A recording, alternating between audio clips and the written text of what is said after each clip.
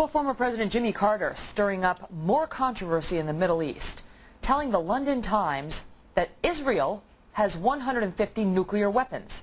Problem is, Israel has never confirmed widespread speculation that it even has a nuclear arsenal, never mind exactly how many weapons are in it. The remarks came as former President Carter proposed a more open dialogue with Iran over its nuclear program. Now a former intelligence chief in Israel says his comments could, quote, damage that process. Joining us now is Fox News contributor and former Israel ambassador Alon Pincus. Good morning. Good morning, Megan. Thanks for being here with us. Okay, so, just researching this a little bit, it appears that while Israel doesn't tout its nuclear program, it doesn't like it publicized, they have suggested, some officials, including Ehud Olmert, have at least implicitly acknowledged that Israel has nukes.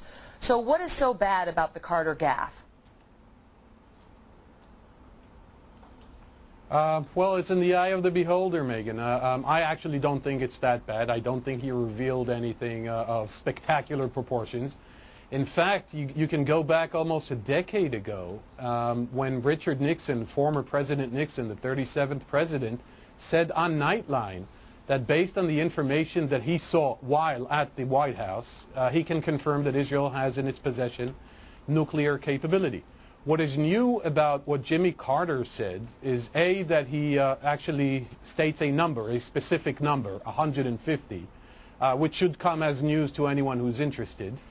And B, that he says this in his former capacity as president who knows what he is talking about. And lastly, C, it is said in the context of his reborn peace initiatives in the Middle East. Right. We don't know where he came by this information, whether it was in connection with his own presidency years ago, or whether he's gotten it since then, or whether it's pure speculation. But I guess the problem is that to the extent people put stock into what he says as the former United States president, this could cause problems for Israel, no? Well, not necessarily. I mean, here's the way you can look at it from either perspectives. One is Israel has maintained for a long, long time a policy of so-called opaqueness or opacity, i.e. we're veiling whatever capabilities we do or do not have, and Israel has always claimed, quote unquote, that it will never be the first to introduce nuclear weapons into the Middle East. The other perspective, the other angle you could look at it, is that Israel has no problem with Iran, which you mentioned a few moments ago in a different context. Israel has no problem with Iran knowing what Israel's capacities or capabilities are, and no one is a better messenger, even if an unwilling or unintentional messenger, than a former American president. So no harm done. Is that true? Because a former Israeli military intelligence chief has criticized the comments and said that they would do more harm than good. He was very concerned about them.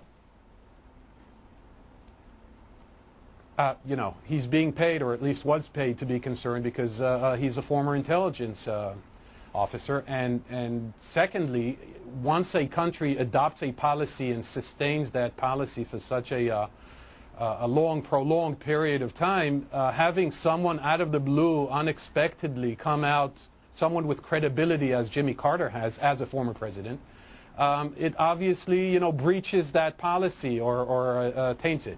That being said, as I mentioned before, Megan, it's in the eye of the beholder. I personally, based on my former diplomatic experience, I see no problem with what Jimmy Carter said. I don't think Israel should confirm, disprove, refute, or even comment on this officially.